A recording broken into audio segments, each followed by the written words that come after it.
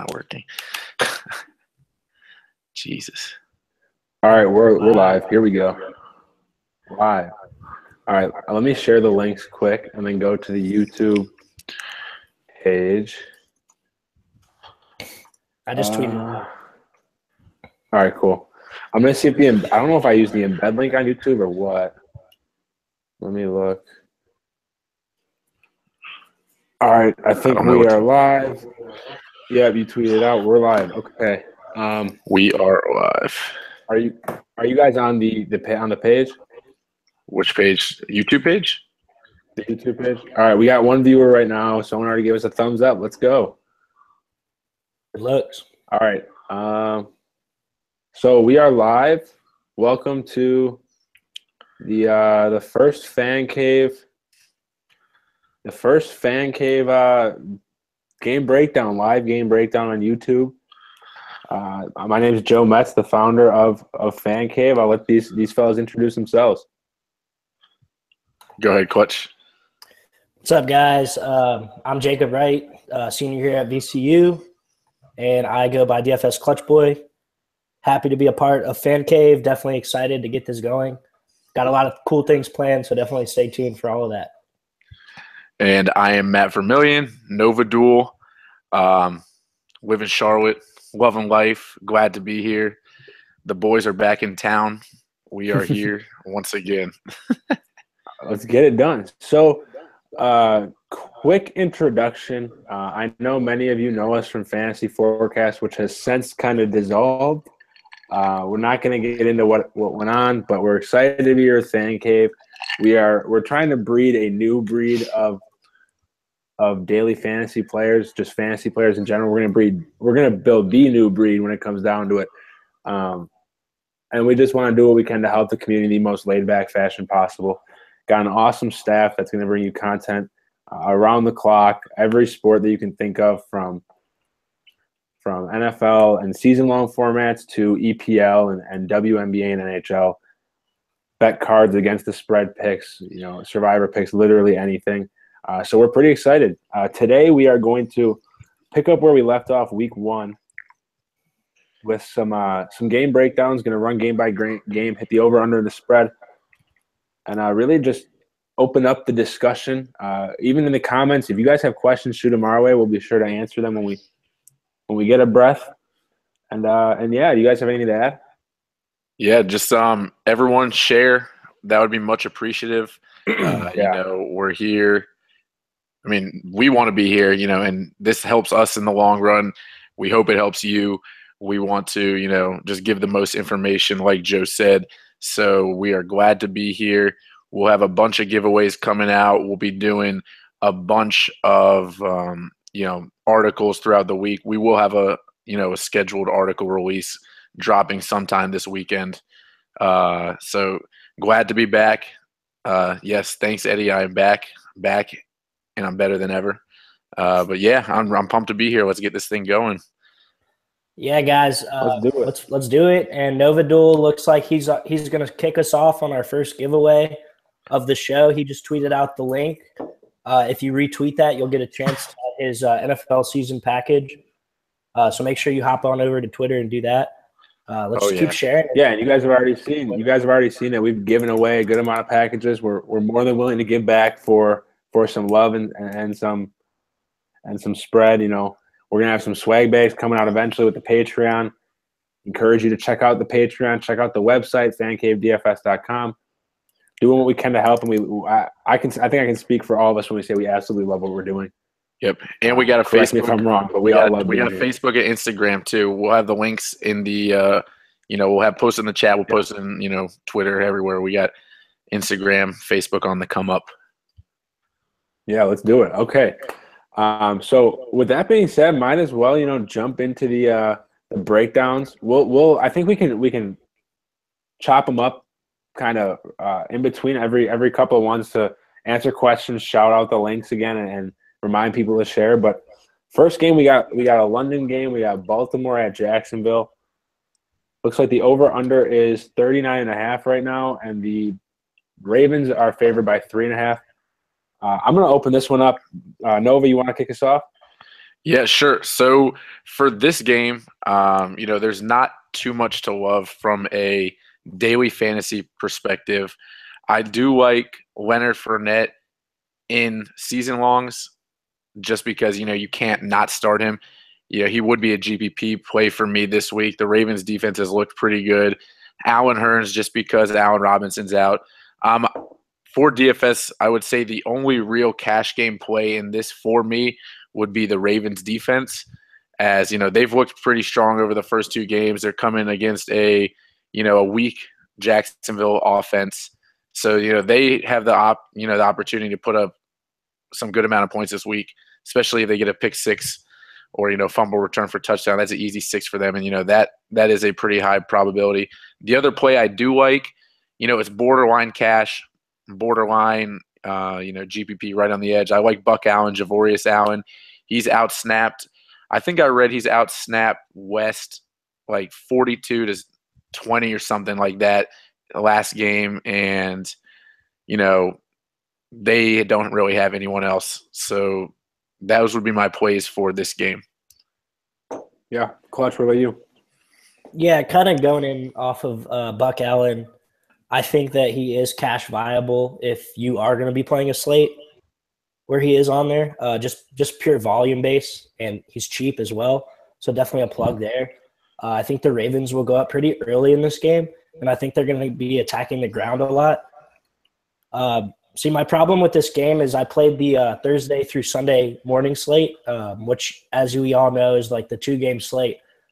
I made the mistake of stacking this game instead of the 49ers game, so I'm kind of kicking myself for that because pretty much everybody from that 49ers game really did go off with 80 total points, just nuts.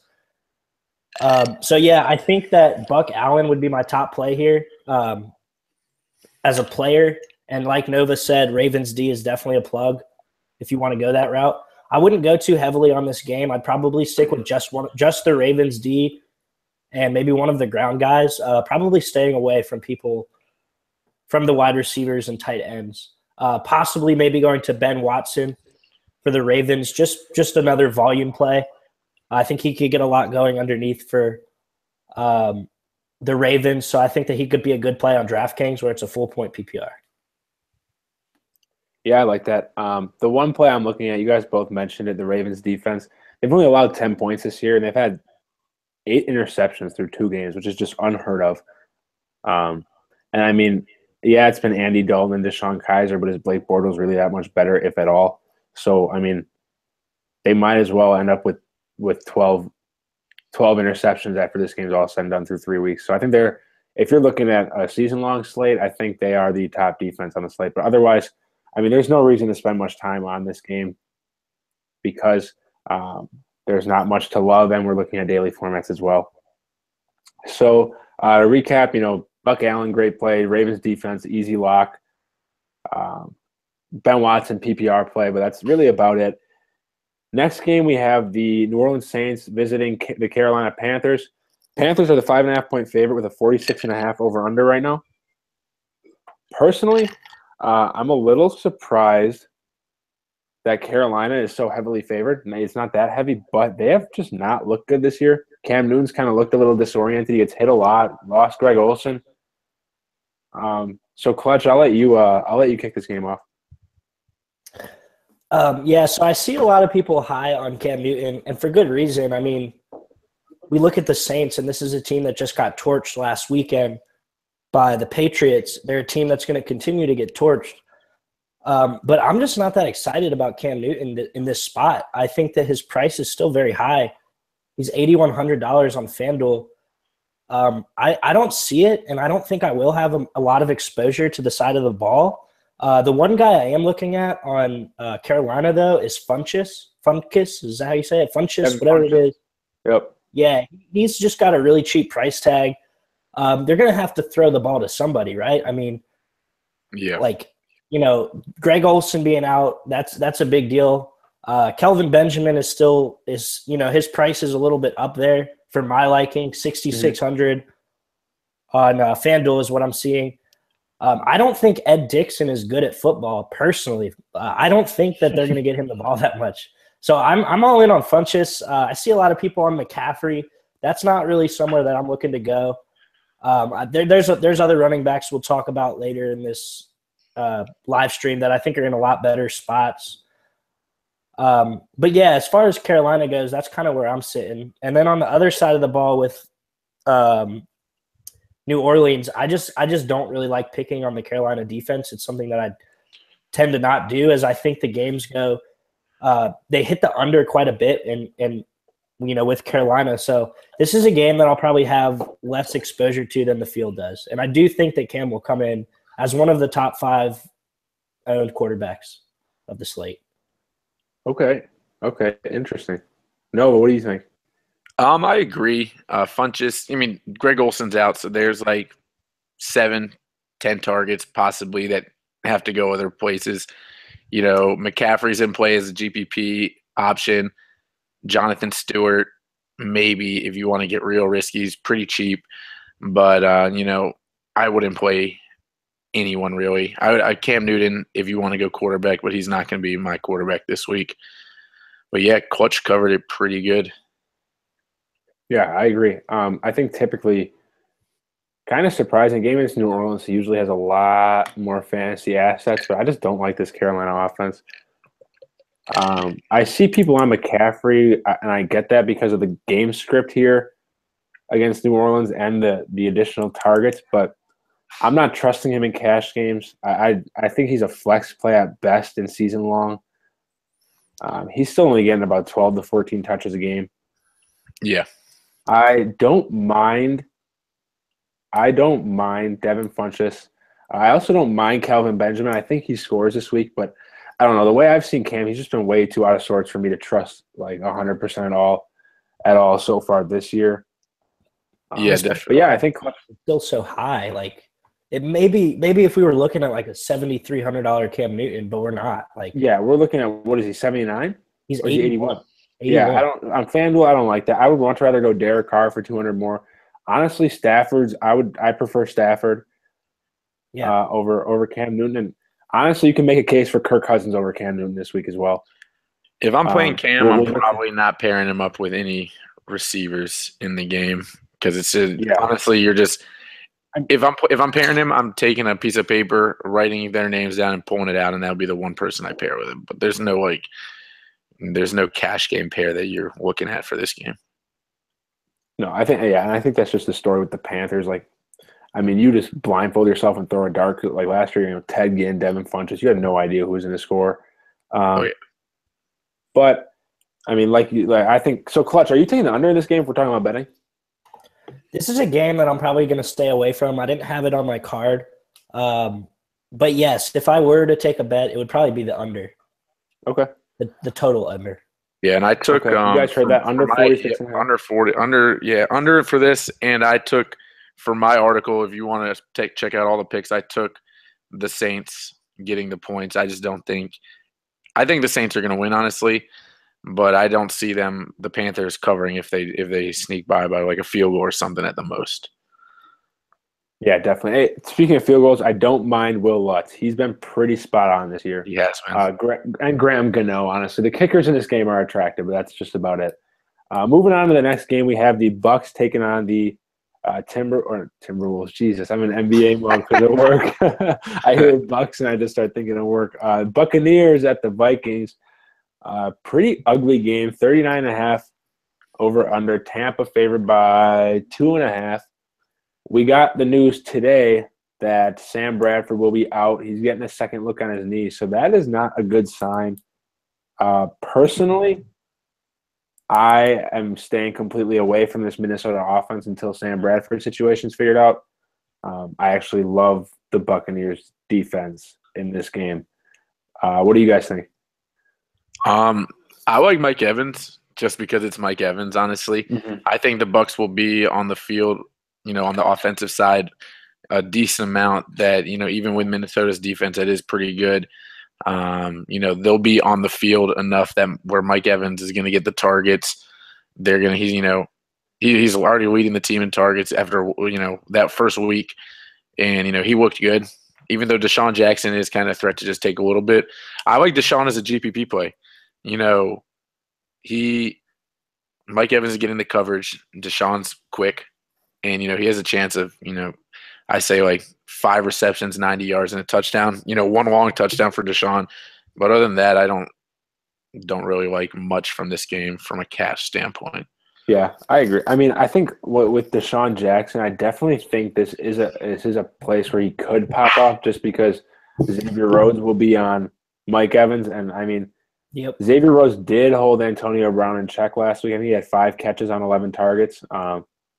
But if there's a week to target Deshaun Jackson, this is the week. But I'd still say limit your exposure. Guys, actually, Deshaun Jackson's my very first criminal ownership play of the slate. Like Joe mentioned, Xavier Rhodes is going to be on Mike Evans, and I think that's a tough individual matchup. We got to note that Deshaun still got 7 targets last game. Yeah, he only caught 3, but the ball was still coming his way. And he has a really soft matchup one-on-one with Trey Waynes. And I think that with Rhodes being on Evans, the game is going to flow to Deshaun Jackson a lot. I mean, the Vikings is not a team that you're going to beat on the ground. So I don't think they're going to run the ball a lot. They're going to be forced to throw it. So yeah, and I think that Jameis can connect with him on quite a few things. And like Nova said, I think that you're kind of, Deshaun's a high risk, high reward play. This is type of guy that, he could catch a 70-yard touchdown, boom. Like you're leading your GPP. So yeah, just very high on Deshaun for GPPs for me. Okay, he's your typical boomer bust GPP play too. I like that. So you guys are. So what are your thoughts on Jameis Winston this week then? I'm gonna stay away GPP. just because Vikings are good, man. Like I'm not saying that their pass defense is something to be, not be scared of. Obviously it is, but just from like a individual matchup for Deshaun, I think that he could go off. And I think there's a lot of scenarios where Deshaun will have a really good game, but Jameis maybe not so much. And with Mike Evans being locked on Xavier Rhodes, I don't like it for Jameis because he won't be able to run the ball either. Yeah, agreed. And so obviously you guys are staying away from Jaquiz, I assume? Honestly, since Sam Bradford's not playing, that's getting – if they go up pretty early, Jaquiz is going to get some runs. So that's the only way. So he's a slight volume. Extreme GPP. I wouldn't even touch him in GPPs, but he could be, in one of my lineups. Yeah, he's like the poor man. Like he's like that guy that'll get you 20 carries, 60 yards. So he's nothing to write home about. Yeah, maybe a touchdown. Yeah, maybe a touchdown. You're taking a. He's no Mike Gillislee here. You're taking a risk. So, but yeah, that pretty much covers that game. Next one we got the Denver Broncos at the Buffalo Bills. Denver is favored by 3, and the live total is 40.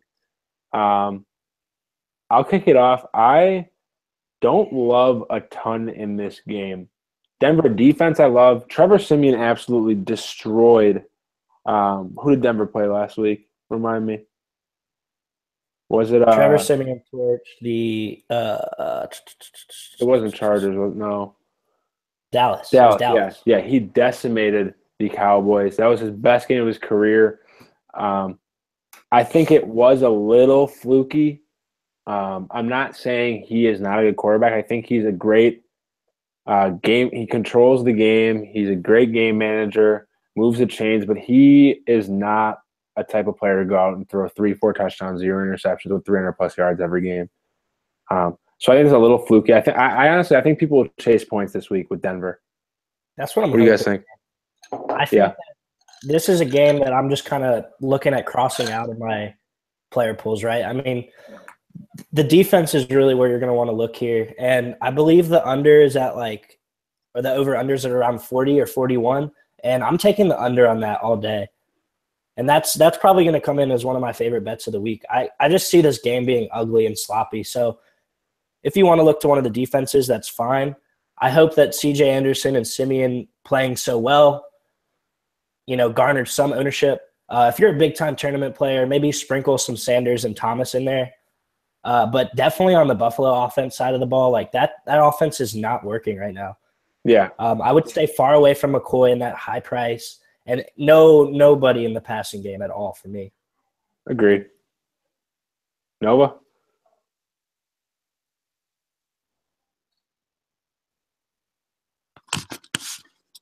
Yo, Yeah, the Micah. Can we hear you? can you hear me? Yeah, I can hear you now. You're good. Okay, good. Yeah, I don't know what happened. But yeah, I can see, I'm not going to use him, but I can see CJ Anderson's ownership go up a little bit just because his last week. But other than that, I'm not really playing anyone in this game. Yeah, I agree. So, I mean, that game, really not much to say besides the defenses, honestly. Next game, we have Steelers at the Bears, 7-point favorite for Pittsburgh. Over-under is 44 at Soldier Field. I think this is Le'Veon Bell's get-right spot, in my opinion. Underpriced. Yeah, I mean, he's, 8,700 on FanDuel. That will never be the case this season again.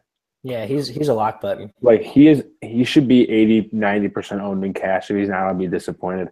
I'll be happily disappointed, though. Yeah, happily disappointed. I mean, there's no way this man doesn't get 100 yards on the ground with a touchdown or two plus 50 receiving yards and a touchdown. I see no way that doesn't happen. Yep, I agree. I like, honestly, everyone from this game on the Pittsburgh side. Antonio Brown can go off. Le'Veon Bell can go off. Pair him with Roethlisberger. What's there not to love? I do like, Zach Miller for a cheap tight end. Okay. Other than that, if Jordan Howard somehow doesn't play, Tarek Cohen, I don't know how you say it. Cohen could be a pretty good play because he's not too expensive, but he wouldn't be in my cash game lineup. It would be a GPP. But other than that, Bell's a lock in for me. Oh yeah, 100%. I love it. Yeah. Bell's the lock button here, and he should be in all cash lineups. I think that this guy, there's just no way that this game flow isn't going to allow for him to get 30 touches and. Like Joe said, he's going to get 100 yards and he's going to get into the end zone. Pittsburgh's going to be up this whole game. Like, this Chicago team is bad, and it's like looking back at the games, it's just so bad. Like, it's these little dump off passes for like 5 yards to Tariq Cohen, and like Nova said, I think Cohen could be a good play, but I would stick to saying that he would only be a good play on DraftKings just simply because it's the full point PPR. Where Zach Miller also would be a good play, just pure volume base. Like, they're gonna have to get the ball somewhere, and if Tariq Cohen's gonna be the future back of this game, this guy's 5'6". They're not gonna be able to run the ball with him 30 times. They're gonna have to throw it. They're gonna have to do these little dump off passes. So yeah, he'll get a lot of touches. Zach Miller, he could get 9 catches, 50 yards type deal. Okay, so you guys are talking about full point PPR. What do you think of Kendall Wright? He had 7 catches, 10 targets last game. Clear number 1 wide receiver now. I think Marcus Wheaton's return might hamper that a little bit. But do you see him being any type of a viable play? I do. I think the ball goes his way quite a bit. Like you said, 10 targets. The ball has to go somewhere. So it's really Kendall Wright and Tariq Cohen that are going to be the main offensive focal points of this offense. So yeah, they'll be playing catch up too. I could see it in GPP. They'll get the garbage points. So yeah, I'm cool with that. Okay, and obviously, I personally am not playing Big Ben in any lineup or season long. We know how he is on the road, but do you see him being a viable tournament play? Can you repeat that one more time? Do you see Big Ben being a viable tournament play? Big Ben. Yeah, I like Big Ben. I think, Antonio's going to be a little bit lower owned. He's not going to be the lowest owned, but he'll be a lower owned, high end receiver. Pairing him with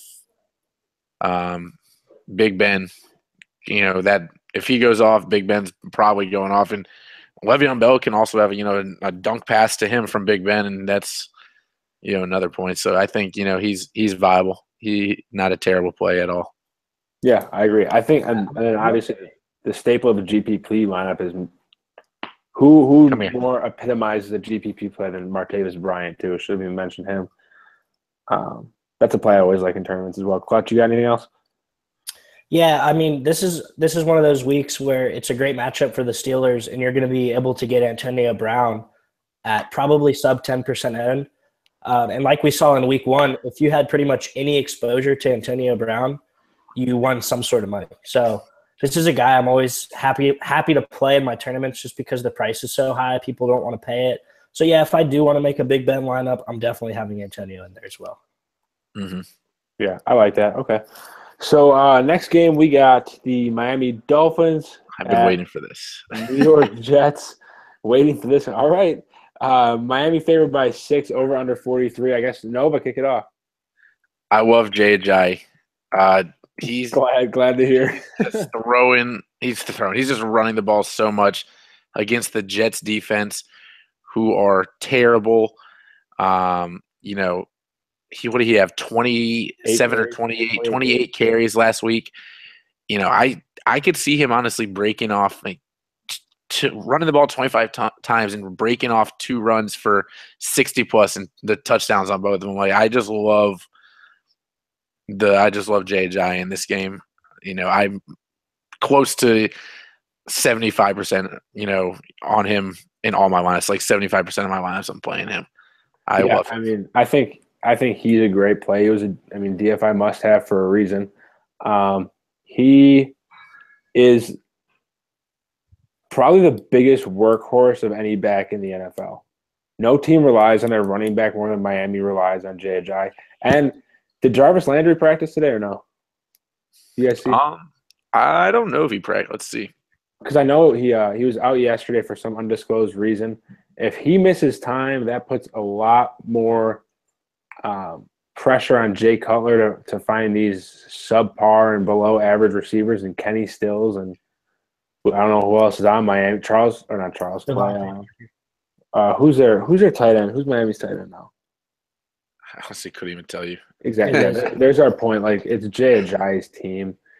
Smoking Jay is not going to do much for the rest of the season. So, Clutch, you mentioned his injury before we went live. Tell us a little bit about what's going on. Yeah, so I saw from a beat writer today from Ajayi's practice. And first off, let me start by saying I love Ajayi this week. There are 3 running backs that I want full exposure to, and obviously the problem with FanDuel is you can only play 2. But, Jay Ajayi was on the field 96% of the snaps last week. He saw 30 touches. Like Joe said, this is a workhorse. This is Jay Ajayi's team. The one thing that does concern me is his history with his knee. As we saw, he kind of wore down a lot towards the end of last year. So he has that history of having the knee problem. And a beat writer wrote that Jay Ajayi has a hitch in his gait. And, what I come to think of that meaning is that he kind of has a little stutter step type, limp type thing. So that's definitely something that, had caught my eye and definitely something to look out for. So if you're going to hit the lock button on Jay Ajayi, just make sure you know his status prior to the game. And hopefully we can get some more news throughout the weekend. But definitely something that caught my eye and does concern me a little bit just because of his knee problems. But yeah. I'm reading he's good to go. He was a full participant in practice today. But I do see right on the ESPN app, slight hitch while running. But, I don't know. I love him. Yeah, it's really hard not to play him this week, honestly. The other play that I completely forgot about that I don't mind, especially, Jarvis Landry did practice today, so he'll be ready.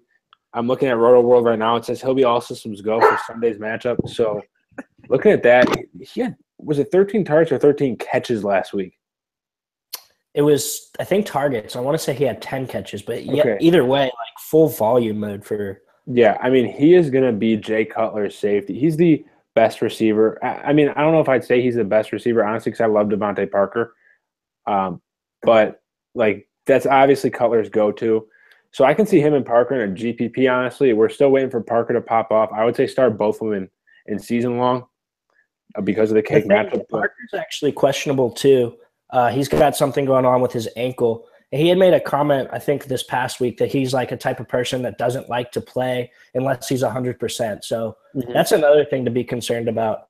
And I did just look it up. Landry actually had 13 catches on 15 targets, which is just absurd. You got to think if Devontae that's 13 points, for just receptions alone. But that's wild. thinking about the other side of the ball, Joe, do you have any love for these Jets? Do you have any? Honestly, the one player that a criminal ownership play that I do not mind this week against a pretty average Miami secondary. I don't mind Jermaine Kearse in tournaments. Hey, I was waiting for that. I knew Jacob was going to like that play. I really don't mind Jermaine Kearse. He has 2 touchdowns on the year. He has more. I saw something. Obviously, I traded from Seattle. He has more touchdowns than the entire Seattle team this year. But I mean, he is the only competent receiver in New York right now. I drafted Robbie Anderson this year, thinking that something would come of him after he had that little bright stint last year, but I was completely wrong. Jermaine Kearse has a combination of some nice hands and the big playability where I think he could warrant some consideration in tournament. But reports came out yesterday they're going to use a running back, a 3-headed running back by committee. Stay away from Forte, stay away from Bilal Powell, and the third running back. I just don't like anyone else besides Kearse on New York. Yeah, naked Kearse isn't a bad option. Last week, it was last week that I was pretty high on McCown, but this week I'll probably stay away. I think a naked Kearse would be a good option in GPP. Yeah, I agree. All right, so moving on to the next game, we got the incompetent New York Giants at the firing on all cylinders Philadelphia Eagles. Eagles favored by 6, over-unders 43. Nova, I'll let you kick this one off because I know earlier in the week you and I talked a little bit about considering the Eagles in a survivor pool. So I think that kind of shows the lack of confidence basically everyone has on the Giants. Mike. Are we good? Yeah, you're good. Can you hear me? Yeah, it just keeps cutting off. So yeah, we saw him play the Lions. They looked terrible. Odell, something's up with Odell. He's not himself right now. So until I see Odell pick it up and get back to his, one-handed catches, 20-point games, I'm staying as far away from the Giants as possible. Don't like the running back situation that they're in. The play I do like on the Eagles side, though, I mean, he's almost in play every week, unless his price goes up to the Gronk stats. But Zach Ertz, he gets a bunch of targets. I'm trying to fit him in, but playing Bell and Ajayi in a cash game this week is hard to, spend up on tight end. So I'm trying to fit him in, but he is, going to have pretty high ownership in cash games. I do like, Alshon Jeffrey. He is leading the league right now in yards per route or something like that. Ball, whatever. I forget exactly what it was like. Distance the ball's in the air before it gets to him, something like that. He's getting the targets. They're long. I have him as a GPP play, but other than that, those 2 plays are where I'm looking at. Yeah, I like it. I like those plays. I actually have both of them in season long in 2 separate leagues. So Ertz has been absolutely phenomenal in an auction draft. I think I got him for $8. So he's been just absolutely awesome this year. Clutch, I feel like I saw you using Philly defense this week. Is that correct? Guys, Philly defense for me is a lock button. I am pushing the lock button on Philadelphia defense at 4,500 on FanDuel. I think that's a cash game staple this week. If I had to make a core 4 with my cash plays, the Eagles defense would be right there. I mean, like you guys said, this Giants team is just decimated. They don't look good. Odell is not himself. This Eagles defense is going to eat them alive, and the Eagles will cover the spread. So, yeah, I'm all in on the Eagles defense. I like the Zach Ertz play quite a bit. Just a target machine there. Another guy that I'm kind of on, I guess you could say criminal ownership. This is a DraftKings only play. Darren Sproles is a guy that got 10 carries last week, but also saw 4 targets.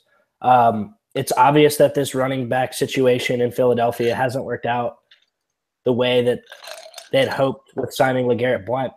So Sproles is a guy that could just get, he could get 7 targets and 5 catches type deal. So at a sub 4K price. So if you do want to make a GPP lineup with, your Antonio Browns and Julio's, then that's an option as well. Yeah, I like that. So moving on after that game, our next game is this might be one of the juiciest games of the day. Atlanta taking on Detroit. Atlanta's favored by 3 with a 51 over under. There is not much to not like about this game. Both defenses give up a lot of yards.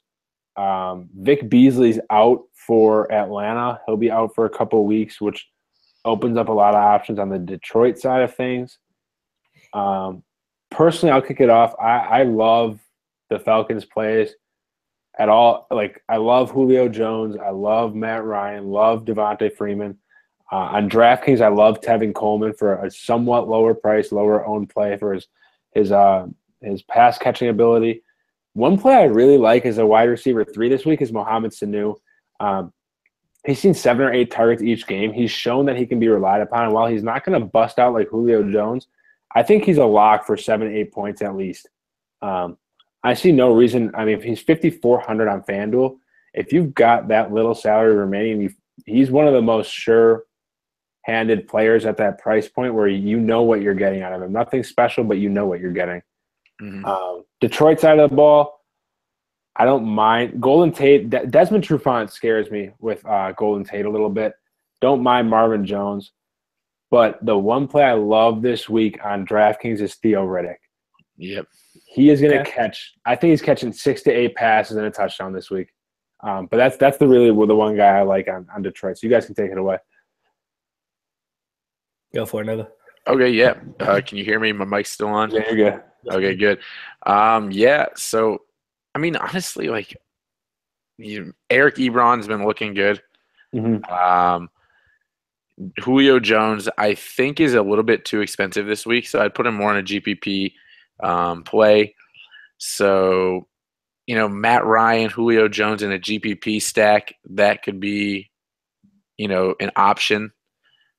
We talked about, Golden Tate. Just at the receivers for Detroit, I feel like are always in play in some sort of lineup, even if it's not cash and GPP, just because the amount of targets they are going to get.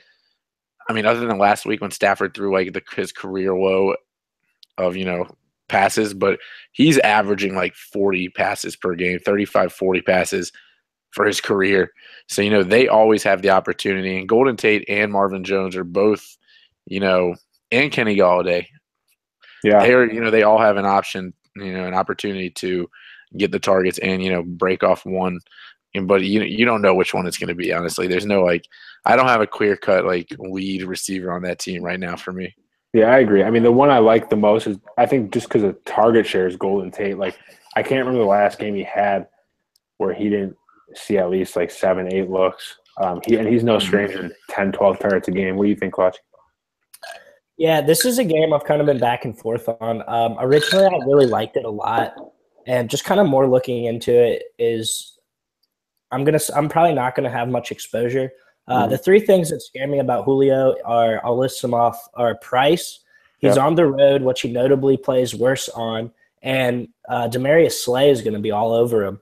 I do think that Julio does make a good GPP play, however. He'll be low owned. It's kind of like the Antonio Brown situation. These are guys that, can obviously go off in any scenario, any matchup. I mean, look how just big Julio Jones is. But Demarius Slay is not somebody that I personally like to pick on. This is a good cornerback.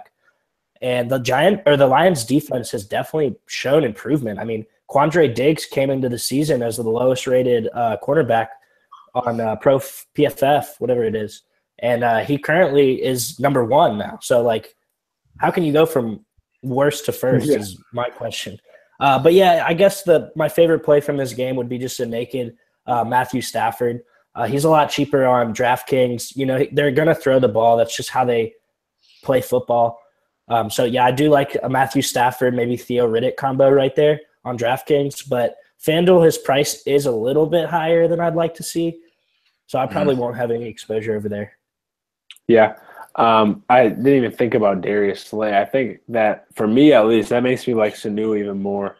Yeah. As a relatively safe. I think he's the epitome of a cash wide receiver, a low-end cash wide receiver. So, yeah, obviously, there's a lot to like in that game. Next game we have the Houston Texans taking on the Patriots. Yes. Largest spread of the game, or the day. New England's favored by 14 with an over-under of 44. this game is going to be an absolute bloodbath. Nova, what was the stat you threw out earlier about the margin of victory? Yep. So overall, I was doing some research when I was writing my against the spread article. Their Patriots are 8-1 against them all time. The last 3 times they've played, they have won by a total of at least on average of 22 points per victory. The last 3 games. Yeah, that's nuts. And the one player that makes me love, and he's always going to go relatively lower owned than he should, is Mike Gillislee. For his price point, like I picked him in season long, really not knowing what I was getting myself into. Obviously, I've reaped the rewards. I'm still 0-2, but I like him a lot. But I think he's a great tournament play. The touchdown upside is always there. And if they're going to be playing ahead, they're going to be bruising the ball. I agree. Patriots defense, cash game, option. Mm-hmm. And we talked about this before. My criminal ownership is Brandon Cooks. He, I think, is going to be pretty low owned this week with all the other, receivers that are out there at the price. AJ Green's going to be super cheap. We'll get to that. But, with all the other, good opportunities and price points out there for other receivers, I think, a Cooks-Brady duo is going to be a great GPP option this week. So Cooks will be my criminal ownership play of the week. Yeah, I like that play a lot. Clutch, what about you? Yeah, I like Cooks. Houston has some banged up cornerbacks, but I kind of am on the opposite side of the spectrum for this game as you guys. I think I don't really want any exposure at all. I think the Texans do cover this spread. And just one thing to think about is this Texans defense was drafted top 3 in all fantasy football leagues. This isn't a bad defense. Maybe they haven't been playing that well, but the numbers are there and people drafted them for a reason. So I think that Houston kind of gets it back into gear. They will lose this game, but I think they maybe just lose by a touchdown or something. I think it'll be a low scoring game. And although I do think the Patriots will run the ball quite a bit, Gillislee is a guy that, he's kind of that goal line back, so you're hoping that he can get in the end zone a time or two. I don't know, something I'm not really willing to take a risk on. So I'll probably have 0 exposure to this game. And if you want to get crazy with it, I mean, DeAndre Hopkins is just a target machine. Deshaun Watson has shown that he just absolutely loves him, targets him out, have been, through the roof with this guy. So, you can expect that the same thing will be happening this game, but his price is a little bit steep for me. Agreed. I'm looking at this game. What happened to Will Fuller? Is he hurt? Yeah, Will Fuller he's been out of the question, hasn't he? Yeah, because I'm thinking at this time last year he was making a lot of noise, and all of a sudden he kind of fell off a cliff. He had something going on with the shoulder. He was making I mean, it was more of DeAndre Hopkins was making no noise. Yeah, and Will Fuller was getting he was playing well. Remnants. Yeah, it was a breadcrumb type. Hopkins has started the season off 100 times better than what he did last year. And Hopkins is a guy, he's 7,500. I mean, that's the same price as one of my lock buttons coming later in the show. So just not really somebody that I'm going to be all in on. But targets. Hey, Manu's making a good point in the chat here. Think about who the Texans D has lost this year. They lost A.J. Bouye to Jacksonville. They lost Vince Wilfork to retirement. They just lost Brian Cushing to second PED suspension. Somehow they didn't catch him earlier. But they're hurting right now. J.J. Watt can't do it all. Personally think the Patriots cover this spread. I just don't see how angry Tom lets this one get away at all. But overall, with a fantasy perspective, there's not a lot to love besides the plays we mentioned. Next game we have is pretty damn ugly. Cleveland Browns heading to Indianapolis to Lucas Oil take on the Colts. Cleveland's actually favored. I need to Google when the last time that happened was. All right, guys. Cleveland was favored in a game. I really want to start this one off, and let me first start by saying, get onto your bookie's website, go bet the game total over. This is going to be a shootout. Go do it right now. That's my lock button bet of the slate. I think I got it at – I shopped it at 40.5. It's already been torched up to 42, maybe even 43 on some books. So this is one that's going to keep rising, and I think it's going to hit. So go lock that in because these defenses are ugly. Yeah, the live last open on time the fantasy Cleveland was Browns 42.5. last time Cleveland Browns were a road favorite wasn't too long ago, October 19th, 2014. That's what I'm looking at They now. were playing the 0-5 Jags back then, Okay. and they lost 24-6. My God, yeah, that's Jesus. I mean, okay, so we're gonna hammer that over. But are you guys really looking at absolutely any play in this game? Yeah, for sure. Jack Doyle. Yeah, I mean, there's Jack Doyle. Jack Doyle is my lock button. Like, lock this man in. Number one cash game play for me on the slate. I also have a criminal ownership play here.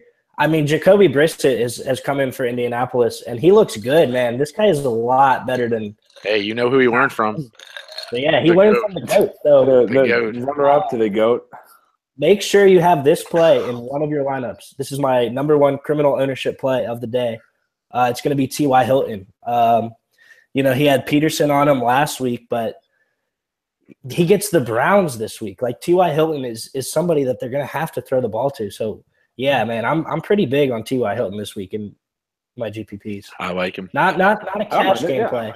Oh my! And then on the other side of the ball, there's just so many cheap options. I mean, Corey Coleman broke his hand, so they're gonna have to move the ball. I think Duke Johnson lines up as a wideout quite a bit in this game. I think he sees a lot of targets. That's an option. Not really typically on FanDuel just because there's so many other running backs I like. I think Higgins you can get for cheap. I think he'll be pretty chalky. Definitely not a bad cash game play if you want to spend up on your running backs. I think I don't mind that at all. I like one play that we didn't discuss. Rashard Higgins for 5,100. He had, let's see here, 11 targets last week, and he's playing out of the slot. He jumped. He's right alongside of, Corey Coleman's out. That's also a good thing. So he's right alongside Britt. So I really like that play. 5,100. Right now, he's in my cash game lineup. I'll be honest. He's on mine too. So yeah. I needed the money. I wanted to pay for guys like Bell and Ajaya. So yep, we got to get down somewhere. I like it. Yeah, I don't mind that at all. The other, let me take a look Joe, here. what do you think about Kaiser in this game? Do you think he can get it going against this trash? Okay, I know that Indy defense is a mess and you don't mess with them, but I don't know. Deshaun Kaiser has looked like an absolute deer in the headlights to me through the first 2 weeks. When this man scrambles out of the pocket, it really doesn't look like he knows what to do. He looks terrified. You can tell he hears footsteps. And one thing I've noticed by watching some film and watching these games is he really needs to learn how to throw the ball away effectively. There was a game in week 1 where he literally tried to throw the ball away. He threw it to 5 defenders with no receiver within a 10-yard vicinity of the ball. It was bad. I don't know. It's deep tournament flyer at best, but I'm way too scared with Deshaun Kaiser. He just does not look comfortable whatsoever to me. No, not poised for sure. Yeah. But if there were a week for him to do it, this would be the week. Yeah. I definitely agree. So again, though, ugly game all around. Besides Mr. Over. Jack Doyle, hit that over and lock in Jack Doyle. All right. I like it. Next game has some pretty good teams. Seattle, I guess, has been disappointing, but we got the Seahawks at the Titans. Titans favored by 2.5, 42 over under, which is a live implied total right now. I'll kick us off. The one play I'm really, really intrigued. I keep looking at this game. I keep going back to Derrick Henry for some reason. He's getting expanded play each week, and DeMarco Murray's had some injury issues, and look what Carlos Hyde did last week. He absolutely destroyed the Seahawks. Now, I'm not. This is like a deep tournament flyer, criminal ownership type of play, but I really don't mind Derrick Henry. Yeah, I like Derrick Henry. I mean, in season long, I would honestly trade for whatchamacallit. I would trade for DeMarco Murray. He's cheap. I like him for season long. Derrick Henry, and this week, but season long wise, I would try to get DeMarco Murray on the low. Yeah, definite buy low candidate in my opinion too. Mm-hmm. What you got? Yeah, no, Henry's cool. I saw a thing go out on Twitter earlier that said he's going to get the bulk of the workload regardless of DeMarco Murray's status. So you can tell that the workload's going to be there. Other than that, on the Titan side of the ball, I'm probably not looking anywhere. And then on the Seattle side of the ball, there's just really not a whole lot to love. Like this team just has a lot of question marks and a lot of things that they need to figure out. I know a lot of people were high on Doug Baldwin to start the season, and they're kicking themselves in the butt right now with, if they drafted him. Like this team just doesn't look very good. And the running situation is obviously in shambles. So Russell Wilson looks like, one of the worst quarterbacks in the league through 2 games. So yeah, I have Russell Wilson in season. I think a lot of their offensive struggles are a product of this offensive line right now. He has absolutely no time in the pocket, which worries me a lot about his, the injury possibility and the running game. But I got to bring him up. Chris Carson had 20 carries last week. He's clearly going to be the guy sooner rather than later. Do you guys – Tennessee has a stout run D, but can you guys see Chris Carson doing anything this week? Pure volume, he's going to get carries, but are they going to be effective carries is my question. And I don't know. This is one of those games that, there's a few on each slate every week that I kind of just throw an X button through and cross it out. And this is kind of looking like one of those games for me. Yeah, this game doesn't have, too much to offer, so I'm staying away. Chris Carson, he probably was the number 1 claim on season long this week, so you could throw him in a GPP. You don't know what you're going to get with him, but, he could. If he has 20 carries, he has the opportunity, obviously, to get a touchdown and, 70, 80 yards. Yeah. So always out there. Oh, for 1 second here. Do you guys get this update about what Donald Trump said about the NFL? No. What did it say? What's he saying? He's saying he called any NFL player that sits or puts like a fist up or anything for the anthem a son of a bitch and yells that they should be fired. Damn, I thought you were gonna say plug FanCave or something. No, hey, that'd be lit. That'd be lit. Yeah, that'd be cool. Okay, quick shout out for FanCave. Johnny did it. Lisa Ann, we know you like fantasy football. We know everyone here knows who you are for one reason or another. Plug FanCave. Do us a favor. Let's go. Yeah. Come on, we need the exposure. All right, back on track. Do we want to take a second to see if anyone has any questions or anything before, a little? Yeah, definitely. Actually, yeah, good call. Let's take a couple minutes. Shoot away. Fire some questions. Yeah, I'm gonna grab some questions for sure. Yeah, I'm gonna grab a bottle of water. A quick intermission. Nova's gonna handle some questions quick. Let's see what we got. I had some questions. Let me see on Twitter if I can pull them up. Here, I have on my phone. I had some season-long questions that someone had DM'd me earlier. So, Quatch, let's see what you got for us. Answer this. So, do you like, let's see, in a PPR league, Gronk and Hopkins or Kelsey and Jordy Nelson?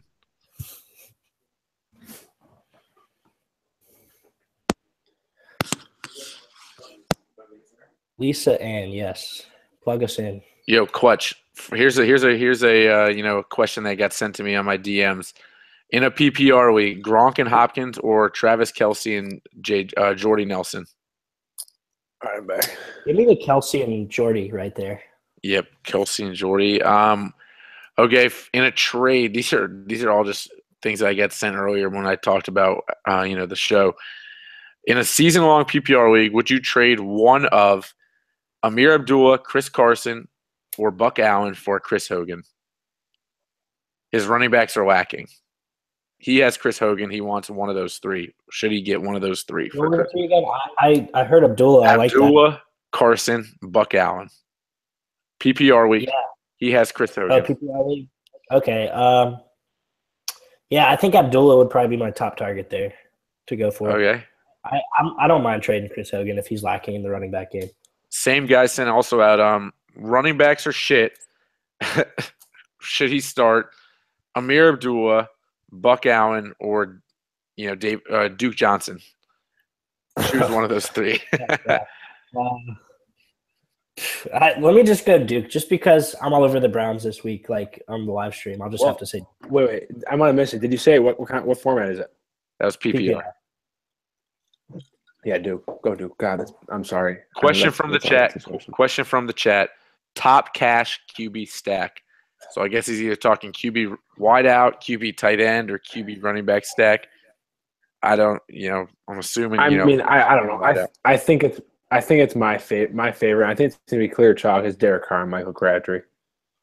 I would probably agree. As safe as it gets. I honestly may go Cooper. I agree with that stack. I agree with that stack, but I don't necessarily agree with that being chalk. I think this is a week where things are going to be spread out a little bit more. Like there's no Ty Montgomery of last week this week, which also I do love Ty Montgomery, but we'll get to that at a later point. But yeah, there's no set standard lock button this week. QB ownership is usually pretty spread out. I mean, we got Brady at 18% last week, maybe around 20. Which was just absolutely ridiculous to me. It was. It was this is angry Tom Brady. They're if you're going to believe in any narrative at all, this is one that you got to believe in. So, yeah. Okay. Eddie Gordon, my man, just hit me with one of my favorite snacks of the day. Kirk Cousins and Terrell Pryor, so under-owned this week. I asked Brad Evans of Yahoo the question. He told me he's not budging off of Terrell Pryor as his QB1, wide receiver 1 of the season. I think this is a get-right spot for the Redskins, and we'll get to that later. But I don't know. If you're in a tournament, I will be locking in Kirk Cousins and Terrell Pryor on one of my GPP lines. Yeah, I'm all in. I mean, this is the week for Kirk Cousins to get right, and I've got him on my fantasy team, so obviously, I'm a little worried through 2 games, but he's going to get things going this week. He definitely has an opportunity to throw 3 touchdowns, and he's shown through 2 weeks. Maybe the numbers aren't there, but he definitely likes Terrell Pryor. This is a guy that's he'll get the ball thrown his way. Yeah, and Jordan Reed's questionable right now too, which could only help his case. So Brian Dozier just is Jordan Reed ever not questionable though? Let's be real. That man is questionable the entire season. Hey, at least he's not like Kevin White or something sorry to any Bears fans in here, but man's made of glass. All right, let me quickly see. Travis says Crabtree over Cooper in cash, question mark? That's tough, man. I like Crabtree just because of the touchdown upside. This is obviously the guy they're going to trust in the end zone, or the red zone, excuse me. So, yeah, I think Crabtree would be my pick. I think those are – I love both when their price is the same. I think they're both very different plays. Yeah. Whichever one I pick, the other one's going to score. I just have a feeling. Yeah, well, I mean, welcome to daily fantasy sports, dude. The tilt is going to be painful with this. But I don't know, if you're very different, they get their points in much different ways. Amari Cooper, if he breaks off a big play, he'll get his points in 1 quarter. Crabtree's the kind that will spread his out over the entire game. So it's really, I don't think you can go wrong with either, honestly. I think the upside, I do think Crabtree has more because of the touchdowns. He had 3 touchdowns last week. And before week 1 of this season, where Amari Cooper, I want to say, had 3 red zone targets, he dropped 2 of them. Mm-hmm. He had never, ever been targeted, never once targeted within the 10-yard line in his career. That's nuts. I saw that as well. And it's gone back to that after week 2. So that's definitely something to look out for. This man is literally not a factor in the end zone. He's just not. We have a question from Manu. He wants to know Jacoby Brissett or Eli Manning. He says he has no other option. Jacoby, man, you got to set for sure. Yeah, no way would I ever touch Eli Manning with a 39.5-foot pole this week. 39.5-foot pole. All right, I say we go ahead and continue. All right, let's do it. So next game we have the Chiefs taking on the Chargers. 3 over/under is 47.5. Nova, you want to kick this one off? The Chiefs game? Yep. Yeah. I'm going to tell you now that the Chiefs, they look pretty good. I'm still a little salty that they beat the Patriots the week 1, but Kareem Hunt is looking real nice. I think he's going to be decently high owned in this. Kelsey looked super athletic. Alex Smith, Kelsey, a little stack. That could be, good. Melvin Gordon. Mike. Melvin Gordon, what? you just cut it. Yeah, so Melvin Gordon. I saw he could maybe questionable. So I'm not sure, what that is about. Kelsey, Tyreek Hill, they're all in play for me. They all get, the targets, which is what we're going for, especially in DK. You want the targets. And Alex Smith, Tyreek Hill stack, Alex Smith, Kelsey stack, very intriguing to me.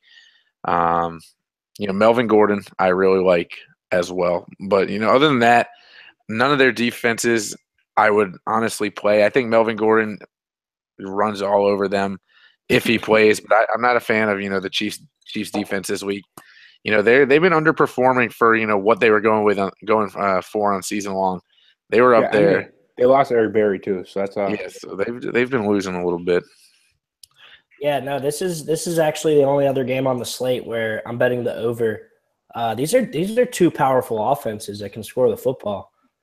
I like Kareem Hunt a lot. Obviously, it's hard to not at this point. Like who's gonna tell you to not play Kareem Hunt this week? No one in their right mind is gonna tell you that. So yeah, you can definitely lock him in. He's definitely in my top 5 favorite running backs. I have a pool of about 5 running backs that I really like, and then I have my top 3. I think Kareem Hunt falls just short of that top 3, but obviously he's proven what he can do. So definitely in play in all formats. I think Kelsey's a guy you can always look to in all formats, especially in this matchup. Alex Smith is the number 1 fantasy quarterback after 2 weeks. I mean, that won't talk about regression. It will not sustain, trust me, but it's definitely something to keep note of. This guy's getting them the football. So, definitely a lot to love with this game. I say lock in. Yeah, and I honestly, if you're looking at pure volume, I prefer Ajayi, but I really don't mind Kareem Hunt over Jay Ajayi to leverage a little bit of ownership this week. And, he's a freak, and he's getting the passing game action as well. So, I don't mind it. Tyreek Hill I also like. Yes. I think there's a lot of he can do so much that he's a very hard player to stop. Really, you stop him in the passing game, he'll return a special teams touchdown or run a touchdown, and it's insane how versatile this man is. He's like the Ben Zobrist of the NFL or something. I don't know what to call him. Sorry to interrupt, man, but Dozier and Ionetta just hit. So yep, we got some bomb alerts. MLB's going off. Chalk catcher bomb of the day.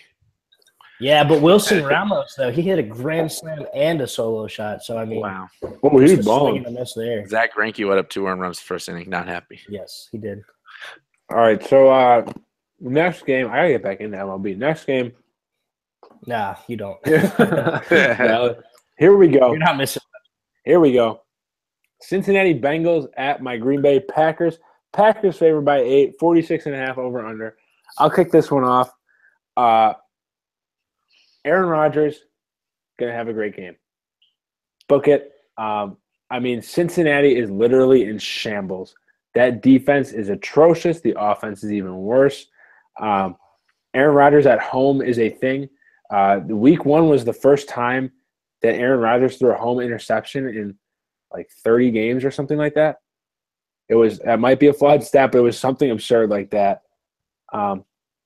One concern for me is that either Jordy or Randall Cobb might be hobbled, if not out. I think that raises Devontae Adams' stock a lot. And Clutch mentioned him earlier, but you really can't go wrong with Ty Montgomery this week.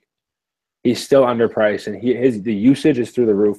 He's playing over 90% of the team snaps. The team snaps this year, which is top 3 among running backs on the season. So I love the Packers. Even their defense, I think, is tournament viable. Flip side of the ball, I'll let Clutch take it away, but I think we all know who chalk play is going to be here.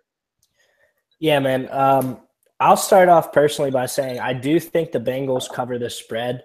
I believe you can get it at about 8.5 right now. So okay. For that, I think the Bengals cover the spread, guys. Let's break it down a little bit. They just hired a brand new offensive coordinator to come in. And what is an offensive coordinator going to do first week he steps on the field? He's going to look to see. He's going to say, he's going to look at what he has and use the best talent. And the best talent on that team is A.J. Green. So push the lock button on him right now because the volume that he's going to see is just going to be so high. He's going to be very chalky, so a swing and a miss on that in cash games could be very bad. Yeah. I think that leaves Joe Mixon as a guy that I do have some interest in this week. Oof.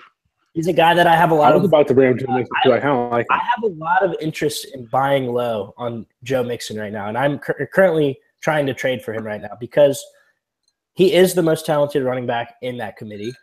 And I don't know. I mean, we'll see how this offensive coordinator kind of takes things, but yeah, I think Mixon could see a big bulk work this week.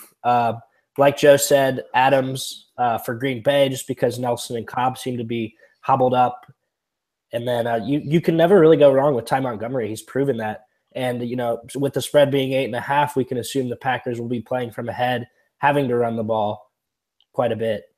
I'm not even – call me crazy, but I'm not fully off Andy Dalton this week for a GPP play. Him with AJ Green for sure.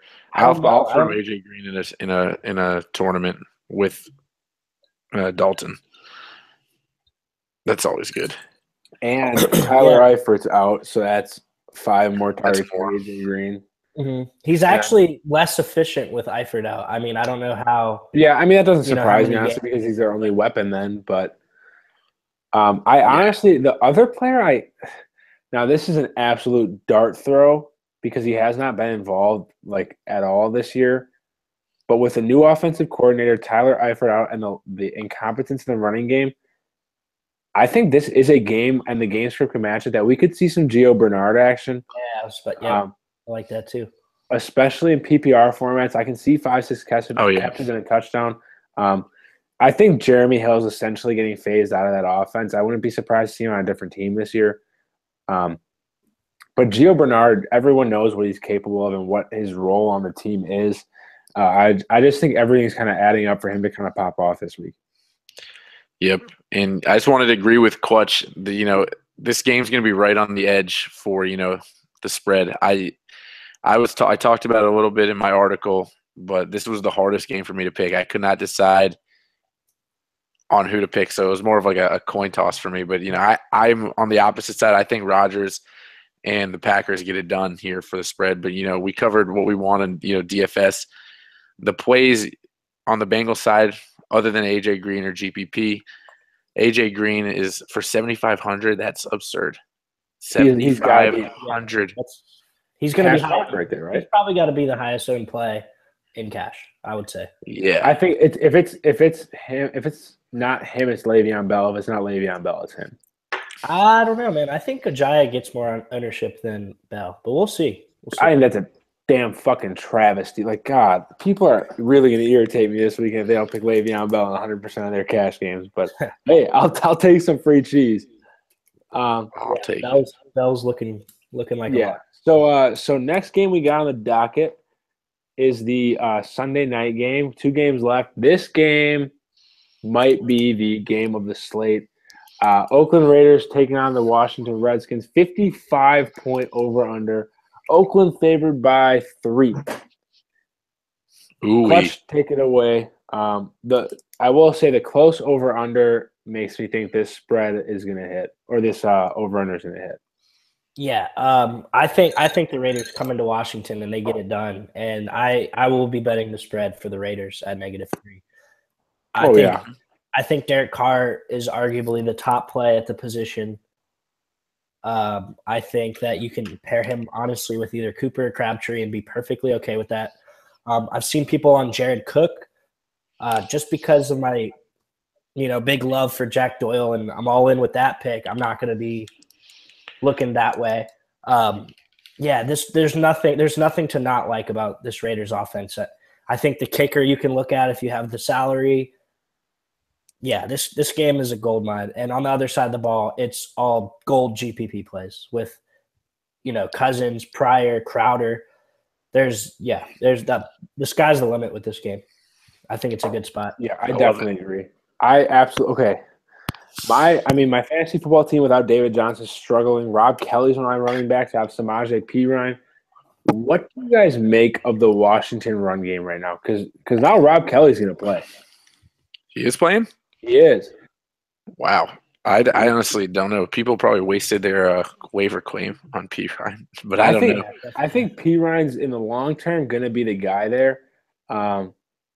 It's a mess. He had a pretty ineffective 21 carries last week, so I don't know what to make of that. I think it's a situation you stay away from this week.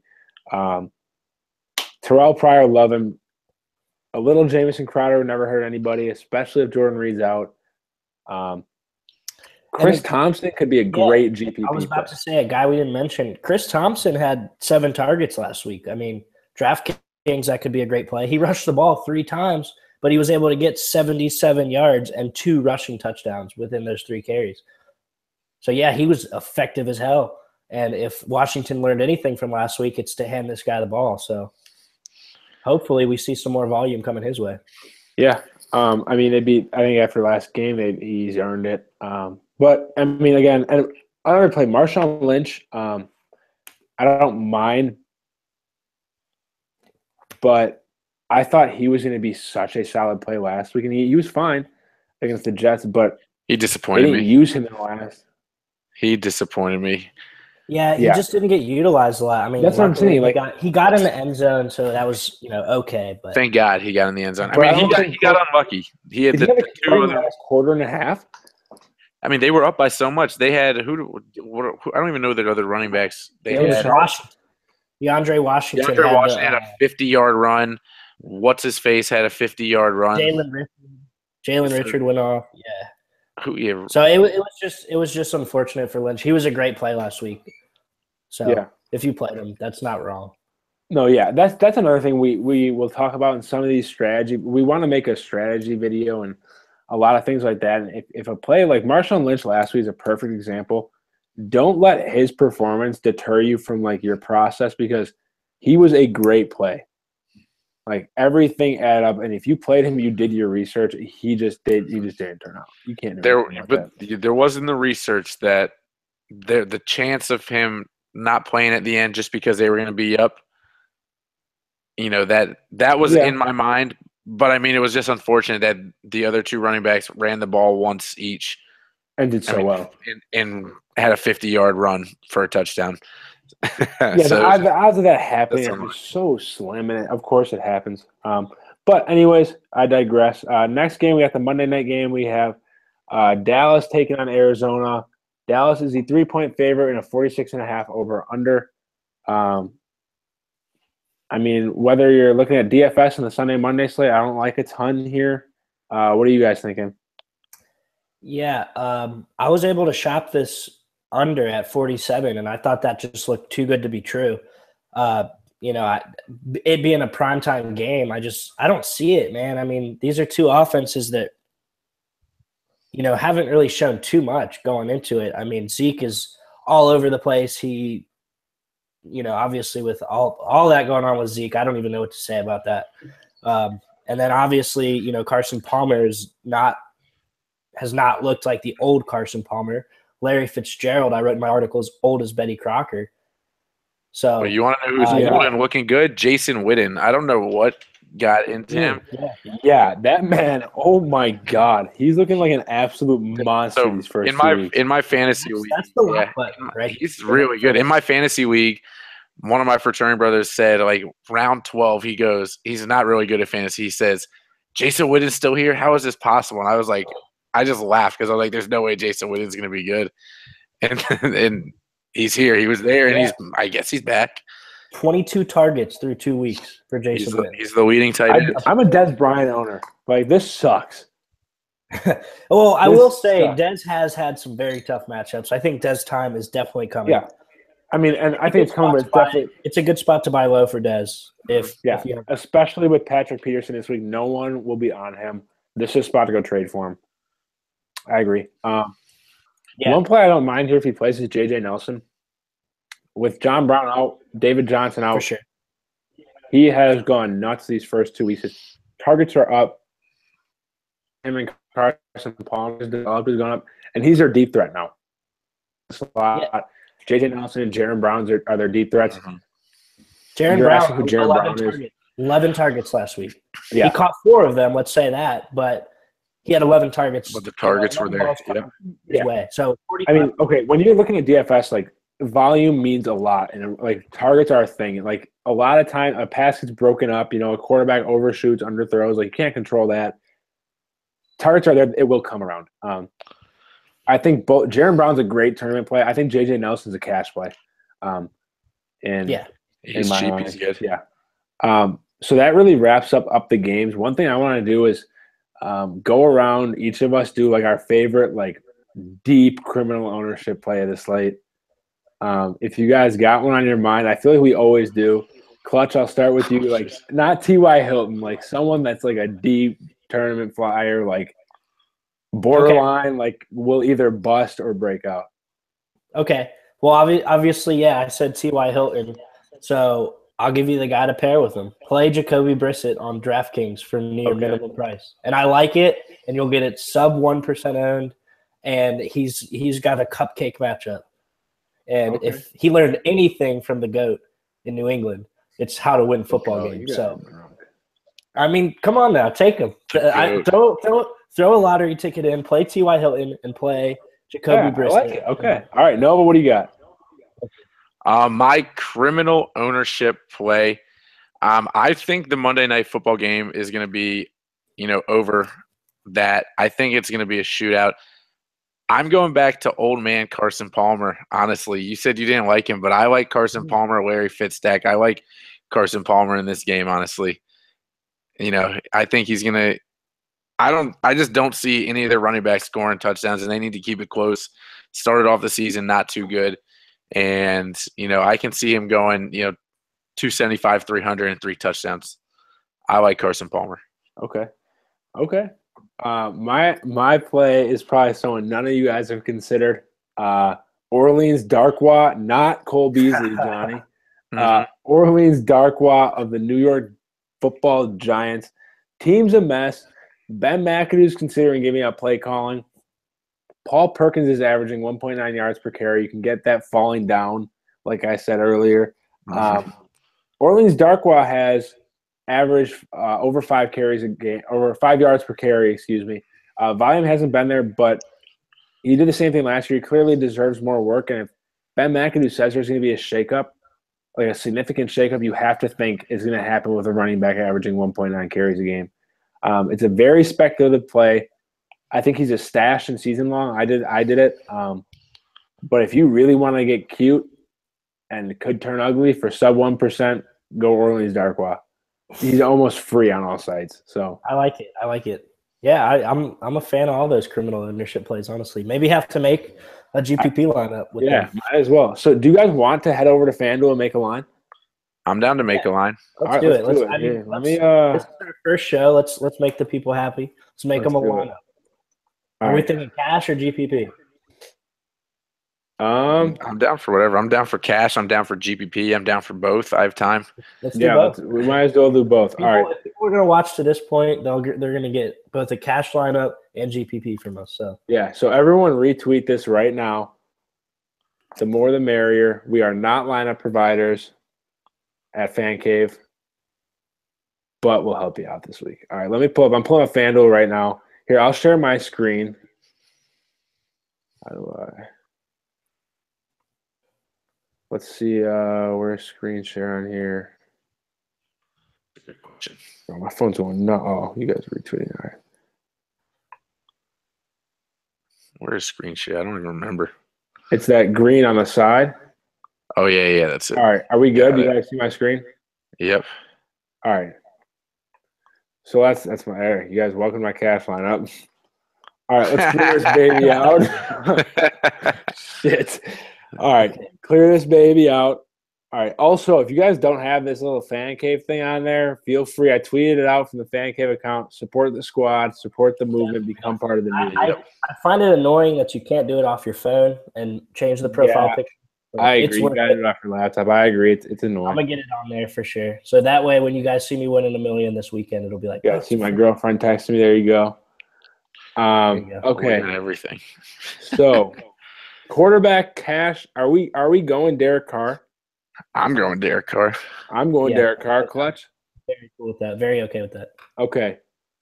I also think we solidified who our running backs are. If I click these two, are you guys going to oppose? I'm not going to oppose. I will oppose, but not for the sake of this lineup. Okay. Because I think that Jay thing scares me, man. I think I'm leaning Ty Montgomery right now. I am leaning Ty Montgomery. And look at Ty Montgomery's is money.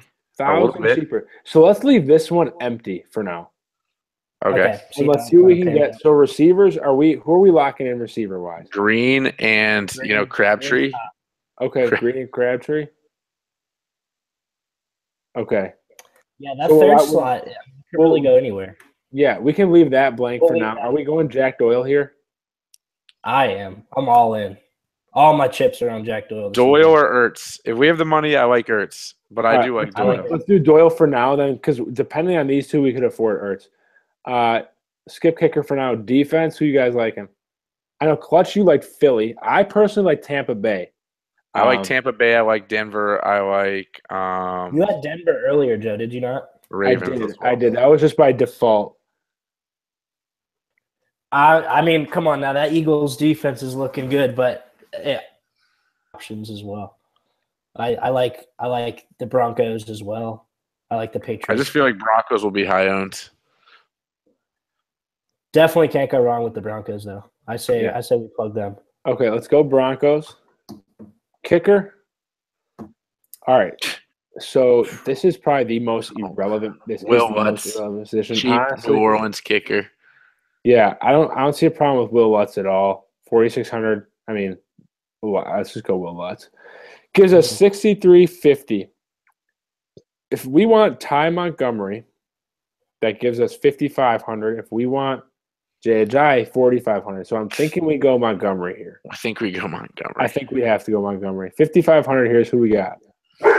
Probably leave us with Higgins or Funchess down there. Sanu's there. We didn't talk about Kenny Britt. Yeah, that's another guy that on the depth chart now he's the number one. He is the number one. Rashard Higgins is actually number 3 on the depth chart. Well, he jumped over because Corey Coleman's out. Stop. Oh yeah. Okay, so let's look down. Let's see who we can get. So there's Sanu, Higgins. Jeez, this is ugly. Yeah, it gets ugly. So then what if we hold on, idea. What if we go down from Denver to like Eagles here? Oh, what did I do? To Eagles here. That gives us a little more wiggle room, 6,100. Who do we got at 6,100?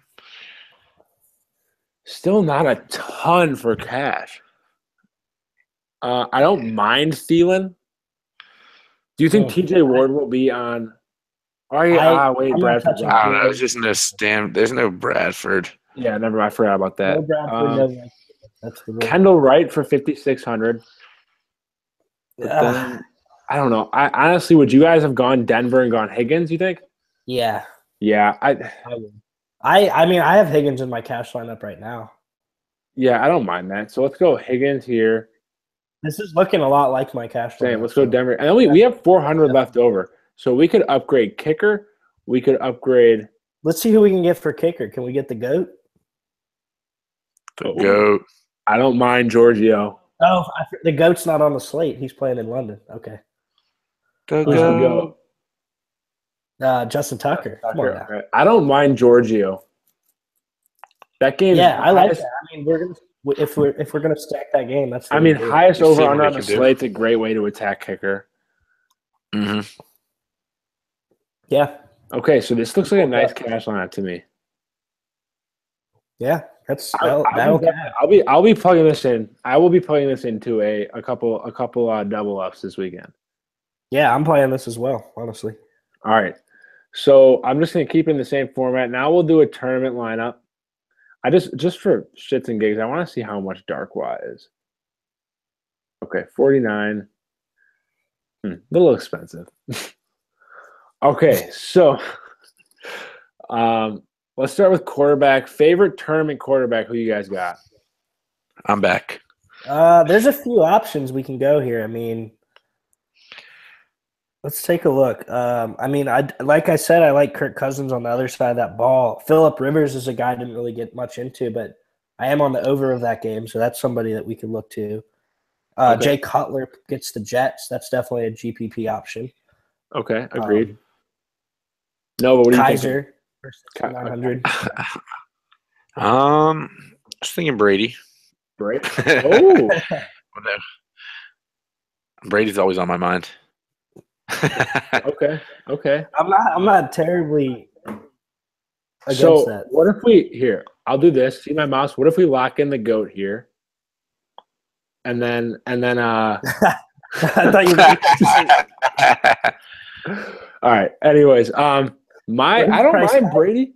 One thing I do like doing in a tournament in NFL is paying up for a quarterback. A lot of people in NFL, they assume GPP, they're going to pay down. So it's a great way to leverage ownership. Personally, my two favorite tournament quarterbacks are Matt Stafford and Kirk Cousins.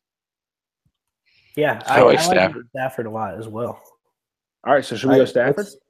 Let's lock in Stafford. Okay. I'm fine with Stafford. Okay. Do we want to go right away with do you want to pair him with Theo Riddick? Not on FanDuel, just because of the half point. Oh, good point. Good call. Okay. He might be someone we don't even pair. Yeah, I think we could lock in Kareem. I don't know if that's going to be a high-end play. But I'm looking Kareem Hunt's here. a guy that I'm going to want exposure to, and I don't think I'm going to be able to get him in my cash. So Okay. I'm looking here. Who else? See, if I like Dalvin I was going to Cook. say Dalvin Cook, but no Bradford makes me worried that Tampa's just going to key in on the run game. Yeah. Yeah. You had said Derrick Henry earlier. How do you feel about him? Yeah, I really don't mind Derrick Henry. They're saying that he's going to be the feature back if DeMarco can't go. But regardless, DeMarco has a hamstring injury. He's not going to be 100%. He's a running back. Yeah, and Derrick Henry gets the Seahawks. Like, people see Seahawks and they don't click it. So that'll be a very low-owned play. I like it. I say we lock him in as one. Yeah, so we're going – remind me, Derrick Henry? Yeah, Derrick Henry. Okay. All right, I like that. Okay. So do we want to navigate to another running back or do we want to go receiver? We could get a piece of that Chiefs-Charger game. I mean, I'm cool with either Kareem Hunt or Melvin Gordon. Let's go Kareem.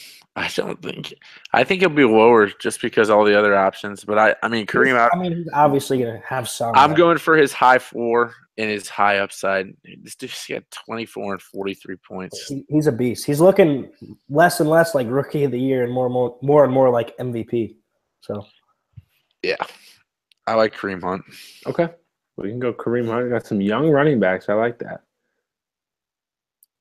So, wide receiver, or should we knock out kicker and defense to see what our salary is like for these two positions? Knock out kicker and defense. Just do it. Okay. Honestly, this is a punt here. I think we oops, what did I just do? Say put in Tavecchio. He's just kicked so much. He's also got a sick name. Sick name, high over under. They're projected to score a lot. His name's Delvecchia. Who's this? Giorgio Tavecchio. Delvecchio's from like backyard football. Yeah, wait, no, he definitely is. He definitely is. Okay, defense. What are we thinking for a GPP? Packers, maybe. I don't mind that for the price. We're at that for maybe not. 4,800 for the Packers or Bucks. I mean, with that Vikings. I say you stick with the Eagles. They're cheap. 4,500. Even if it's not GPP, but for that price, if you're guaranteed the points. Yeah, you're right. Why not play for? Oh my god! I think we go. I've gotten defense pretty damn sold this or pretty damn set. Like I had Jacksonville week 1 and Ravens last week. So yeah, I went Ravens last week, Rams week 1. So I've been on the same thing. Nice. I honestly think we go Zach Ertz. Yeah, let's do Ertz here. Ertz. I think Doyle and Ertz are my clear 2 tight ends that I want. Okay, so that still leaves us with a nice 7,200 for 3 wide receivers. I like that. Okay, I say we pay up and get one of the boys. I was thinking that. I was thinking Mike Evans. Dude, But okay, I'm gravitating towards Brandon Cooks right now. Yeah, Cooks is an option. We could like go Cooks. Cook, Antonio Brown, and then pay down somewhere. Let's see. We'd be paying down at 5,100, which would leave us at Higgins again. I mean, we could go Higgins again. Is it 51? How much do we have? 5,100. Cooks, Brown, and Higgins would be exactly the salary that we have, which I do like for GPP. Yeah. I do. I really like that lineup. That's it. Dude, actually, I do too. Or we could go to really differentiate, go Funchess over Higgins and then Julio Jones, maybe? Instead of Antonio? What do you guys think? I'm down for either. I think they're both going to be pretty low on this week. Or lower I do owned. too. Yeah, I don't mind that at all. Funchess is cheap, dude. Funchess is dirt cheap. Like, he's viable for cash. Okay. I actually really do like that a lot. Julio Funchess? Yeah. I like both a lot, but if we really want to differentiate for some ownership leverage, I like this. Do it. Yeah, I think every single person in this lineup has the potential to score a touchdown this week. Cool. Yeah, I'm in. Yeah. All right. So, well, all right. I'll play it at $7. I'll off the screen share quickly. Am I off screen share? There we go. Yeah. Okay.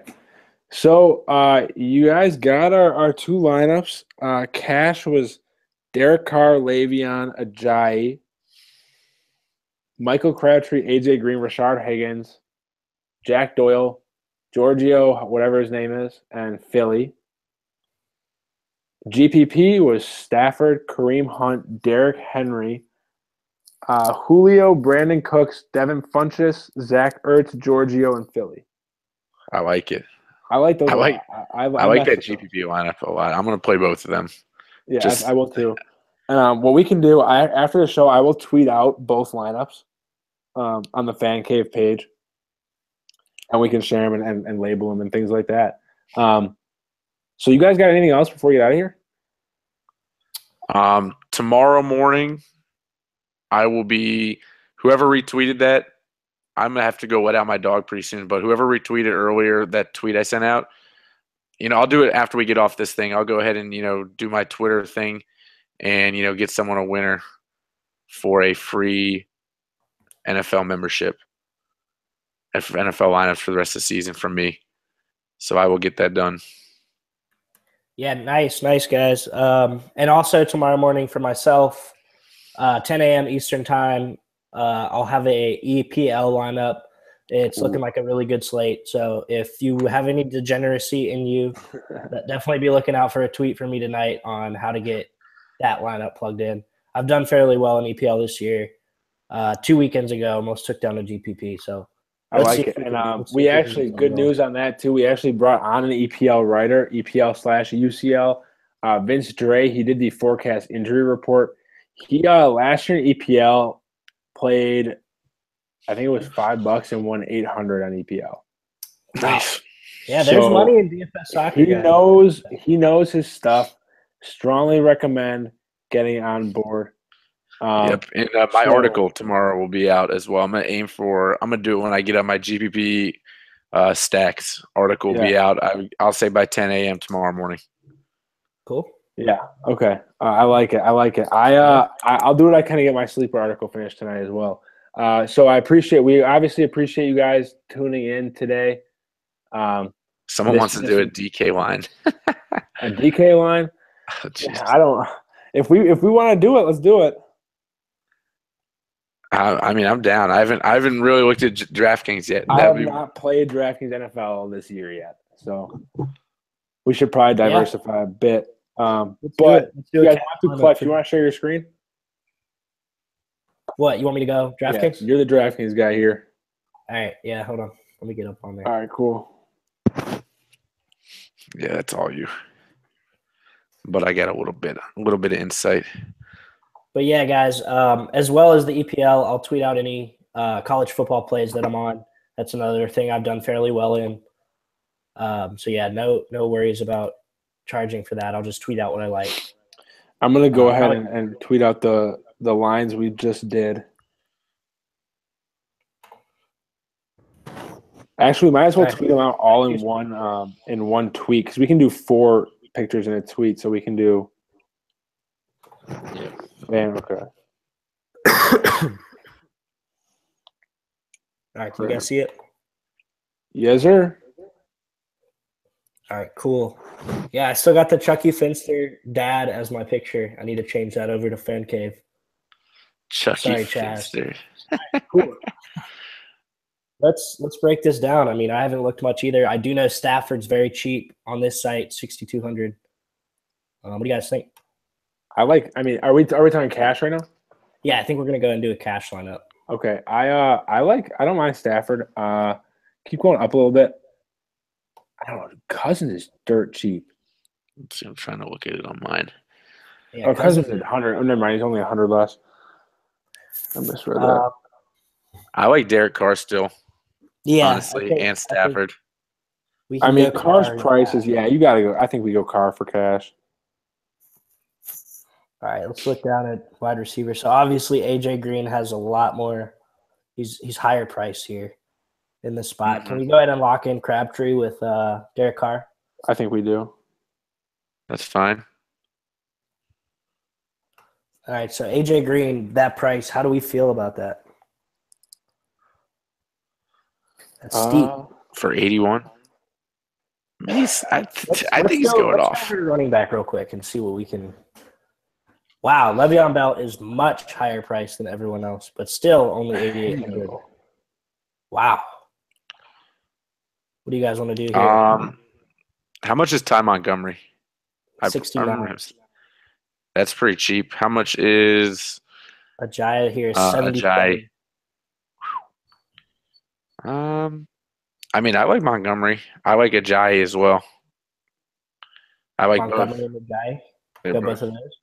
They're both good plays. They're both then not too expensive. Cool. All right, wide receiver. Let's look at how much our boy Higgins, or what's his? Higgins. Yeah, let's see what he's only 4K. Like, wow, that seems like Jalen Strong traded to Jags. When did that happen? Let's go ahead and lock in the Sergeant Doyle over here. Okay. What a great name, like Jack Doyle. Doyle rules. Doyle rules. I love it. That's great. So yeah, the cool thing about DraftKings is we don't have to pick a kicker. Higgins is 4,000. Holy moly! Let's look at defense. Wow, these Eagles are cheap over here. 3K. Oh, I like that. I love that. 3K. Wow. That gives us something real nice to work with too. Yeah. So we have 5,300 for a wide receiver spot and a flex. So let's kind of break this down a little bit. I don't think we're going to be able to afford AJ Green on this site. Okay, I don't either. How much is Funchess? So we can find a good flex. Yeah, where's Funchess at? This guy might be dirt cheap. That's what I'm thinking. 42. Ooh. So if we lock him in, that gives us 64 flex. Let's look at our flex here. Devontae Parker's cheap or decently cheap. Yeah, I like that. I like Hopkins on DraftKings, just pure targets. So do I. That's. I mean, they're going to be playing catch up all game. I mean, Kelsey right here as well. I don't know. What are you guys thinking? I'm leaning towards Hopkins and Kelsey. I think I'm leaning towards Hopkins. I mean, he's going to get 12, 15 targets. Yeah, he has to. Mm-hmm. And the Patriots' defense isn't that good. Like, it's pretty leaky. Yeah, I'm fine with that. I agree. So, yeah, I'm cool with that. We have it. Derek Carr, Ty Montgomery, Jay Ajayi, Crabtree, Higgins, Funchess, Doyle, Hopkins, and Eagles. I like it. I went ahead and entered that into the $3 tournament. Hopefully, I see some of you guys at the top of the leaderboards. Go ahead and play that. It looks good to me. Oh, reception. Whoa, what the heck? Holy smokes. That's dope. Here, hold on. All right, there we go. Whoa, why did it get – all right, cool, whatever. All right. So, got our 3 lineups. Oh, 3 lineups. Hold on, Jacob's like presenting to everyone right now. Yeah, wait, what is – hold up. How do I change this? There we go. Hold on. All right, there we go. Okay. Yeah, you got our 3 lineups. We did pretty much everything we can for you guys. So let's go make some money. Welcome to a new breed of fantasy sports. This is just the beginning, and in my opinion, we're very excited to grow. You guys have anything to add? Pumped. Yeah, I mean, FanCave, man, like it's exciting. We have garnered up over 400 followers on Twitter. Joe, you said something about how many website views? Like it's been. We've gotten over 700 a day in the first 3 days, and that wasn't the case. We weren't getting that on forecast at all. So that's huge. We brought in a guy to help with our Instagram, social media. So really, we're really trying to round it out. So definitely go like us on Facebook. We're trying to be active on all sites, not just YouTube. Twitter. Subscribe here on YouTube. Yeah, YouTube for sure. We got on the website too. So much coming. The website. Yeah, if you subscribe on the website, you'll get push email notifications whenever an article is released. And 26 days until the best sport in history starts, the NBA. So love it. Very excited about that. I know Joe can't play NBA DFS this year, but love it. But I will be saying, so excited. I guess I'll announce this now.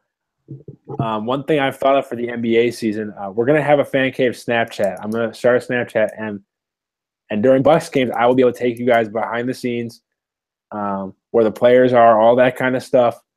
Hey, for Snapchat. Can you get Giannis to plug us on the Snap though? Is the real question, dude. That might be a move. It might be a move. Can Greg Monroe tell us something? Yeah. No, Greg. I'm working on someone to get Greg Monroe off the team so I can make a damn sale. And another thing I'm looking to do is we'll be running giveaways, and if we have some Milwaukee-based fans, Bucks tickets might be a giveaway I will do. So let me know if you guys are receptive to that. Out for a Bucks game. Yeah, depending on the team, depending on opponent, they could be lower bowl too. So we got a lot of stuff in store for you guys. We're ready to get growing. We're glad you guys are supporting. I got nothing else. What about you guys? Really excited about this. If anyone has any questions about, what we're doing, DFS slates, season-long slates, I know we're all open to questions anytime on Twitter, our website. Anytime you reach out to us, we are going to be there to help you. So, just super pumped for this opportunity, and I'm excited to see where this thing goes.